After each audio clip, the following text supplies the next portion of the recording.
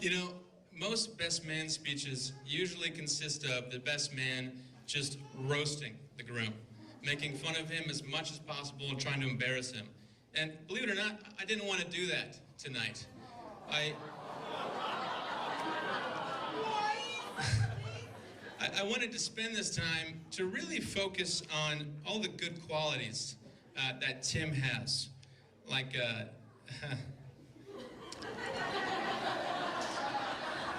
well, thank you all for coming. Have a good night.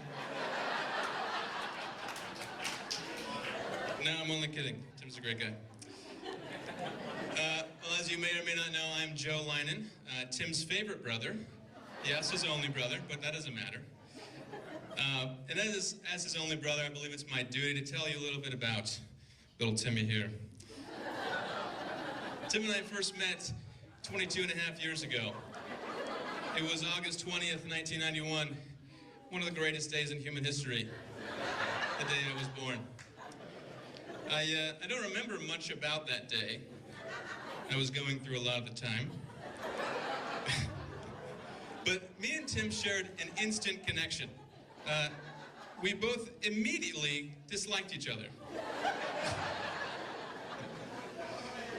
Yes, my brother and I definitely had our fair share of fights over the years. But I believe that was in part due to the fact that we have very different personalities.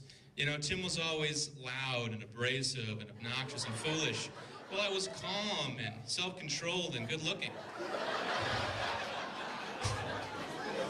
You know, honestly, I was a bit surprised when he chose me to be the best man. I don't think he realized that I get the chance to stand up here and say whatever I wanted to about him in front of all his friends and family.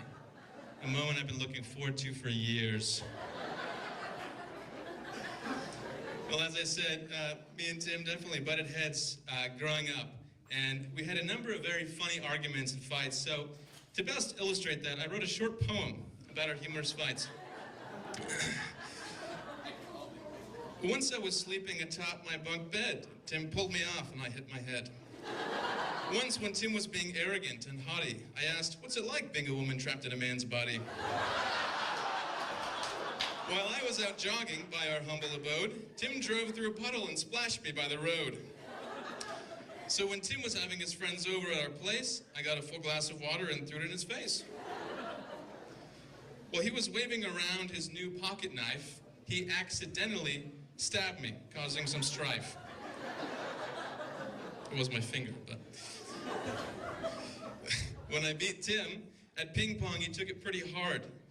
So he threw the ping pong paddle into the neighbor's yard. When Tim made me angry, I sometimes took it too far, and so I may or may not have peed on his car. And so this is just a small sample, believe it or not, of some of our fights. But I think you get the point. And I think the positive in all of the fights and arguments we had is that we both became really good at asking forgiveness.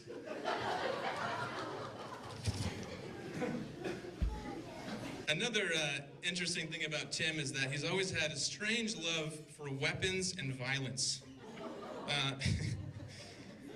Tim once had an actual sword delivered from Amazon to his cubicle at work. They had to institute a no weapons policy just because of Tim. They said it was cutting down on productivity. Good again. Tim also used to hide behind his window with his pellet gun for hours so he could shoot and hang any squirrels that came into our backyard. Yes, I said hang, like with a little noose and everything. Yeah, it was shocking when he joined the Marines.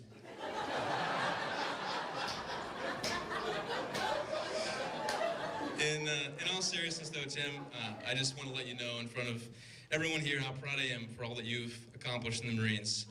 You've had to overcome a lot to get where you are, and you've had your fair share of trials along the way. And I'm incredibly honored to say that I'm your brother. Not just because you're a Marine, but because even though we don't always see eye to eye, you're still the best brother I could ever ask for. I love you, bro.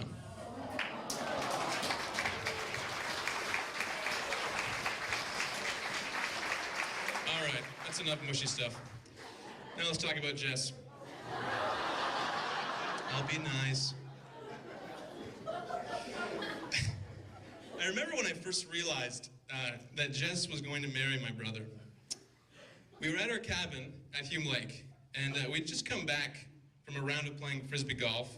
It had been a hot day, we were very tired and sweaty, and then Tim took off his shoes, took off his socks, and looked at Jess and was like, "Hey, can you rub my feet?" And she did. Now, you have to understand, Tim's feet smell so bad that if he took his shoes off right now, the people in the back would have to leave. Everybody else would be dead. There was a reason why Jess didn't wash Tim's feet tonight.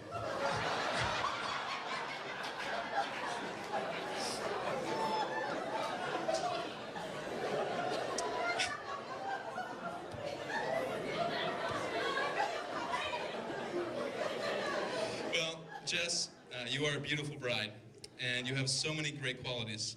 You're smart, funny, a hard worker, a good cook, and you have such a heart for serving and helping people. Your only flaw is your taste in men. Well, you know what they say, weddings are the only occasions where you get congratulated on a mistake.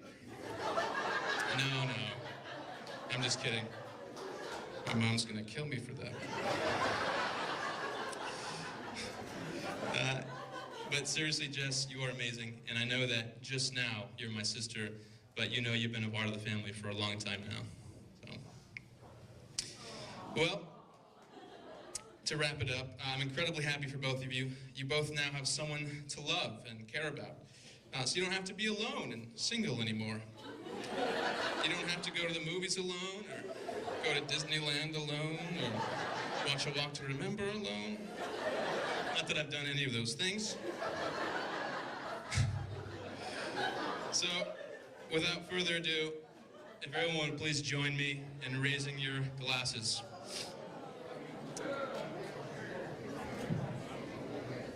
To Tim and Jess, a lifetime of love, unity, and happiness. God bless you guys both.